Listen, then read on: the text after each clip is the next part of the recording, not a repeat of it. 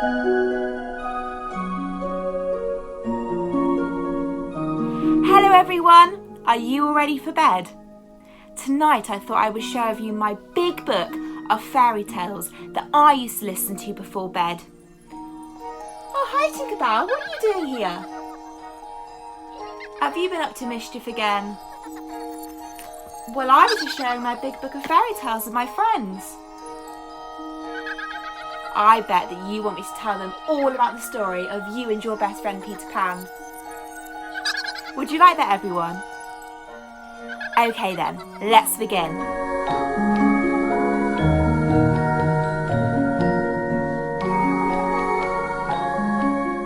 It was a calm night over the city.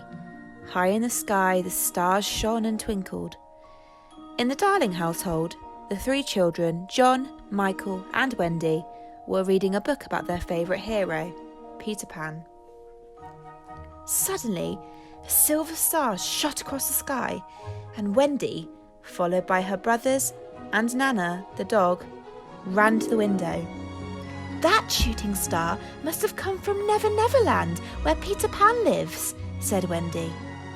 Mrs. Darling, who had just entered the room, told them firmly that Peter Pan did not exist.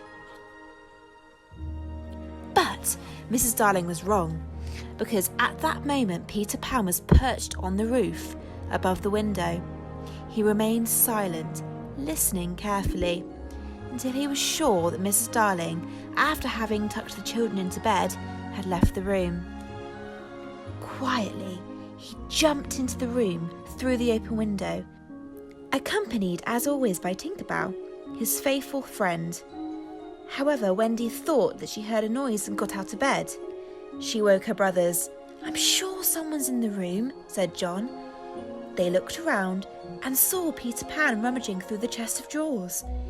He was looking for the mischievous Tinkerbell, who was hiding there. The Darling children were overjoyed that their visitor was their hero, Peter Pan. They listened, spellbound, to his story of his life in Neverland. "Why don't you come with me to Neverland?" said Peter. The children agreed at once, and Tinkerbell sprinkled them with magic dust so they could fly. "How marvellous!" shouted the children as they soared high into the sky amidst the chimney stacks and bell towers. Led by Peter Pan, they flew hand in hand, and soon they were approaching Neverland. They rested on a cloud for a while, so that Peter Pan could point out the different places to the children. There was the Mermaid's Cave, the Indian village, and the big ship of Peter Pan's greatest enemy, Captain Hook. Captain Hook was a pirate, and he had hated Peter Pan ever since, in a fierce battle, Peter Pan had cut off Captain Hook's hand and thrown it to a crocodile. Oh no! The evil pirate looked up and saw Peter. He ordered his crew to fire the cannon. Peter managed to avoid the cannonball and told Tinkerbell to take the children back home, where they'd be safe.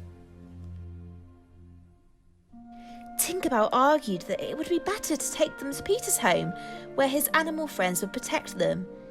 Cannonballs continued to fly in all directions, but luckily, Tinkerbell and the children managed to land safely.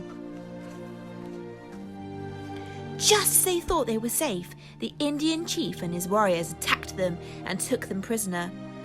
Tinkerbell managed to escape by flying away, but what would happen to the Darling children?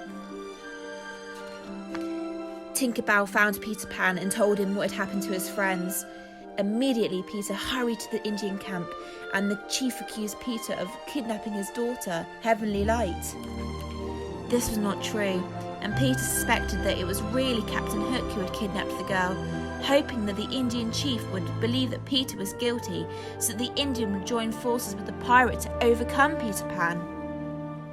Captain Hook had taken Heavenly Delight to the bottom of the cliff and had tied her down to a rock in the sea.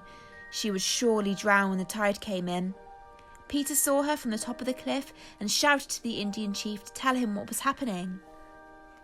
Suddenly, Peter Pan leapt towards Heavenly Light, caught her in his arms and, with the help of his good friends and the dolphins and the seagulls, threw cruel Captain Hook and his friends into the sea.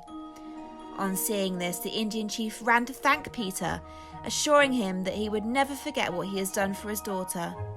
Meanwhile, the mermaids danced merrily in the water.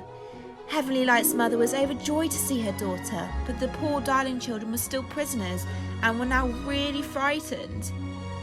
Luckily, as soon as the Indian chief realised what a mistake he had made, he set them free. They all breathed a sigh of relief. They did not want any more adventures like that. Wendy assured her brothers that they were safe now.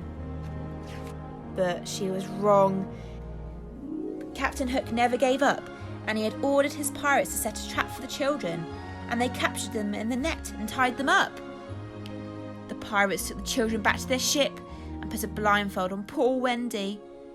Ha ha ha! The pirates laughed and told the children they were all going to walk the plank.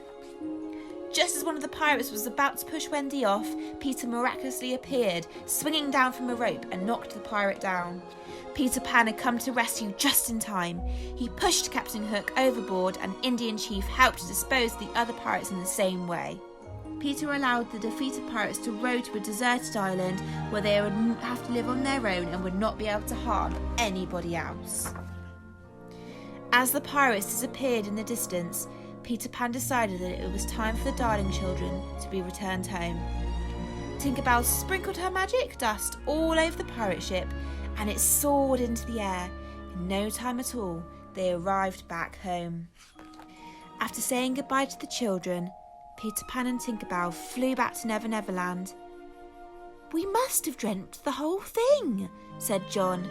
"Impossible," said Wendy. "Just look at the feathers that we are wearing on our heads." And that's the end of our story. And that was a story all about Peter Pan and Tinkerbell. I hope you enjoyed it, and I hope you feel a little bit more sleepy and ready for bed now. Good night.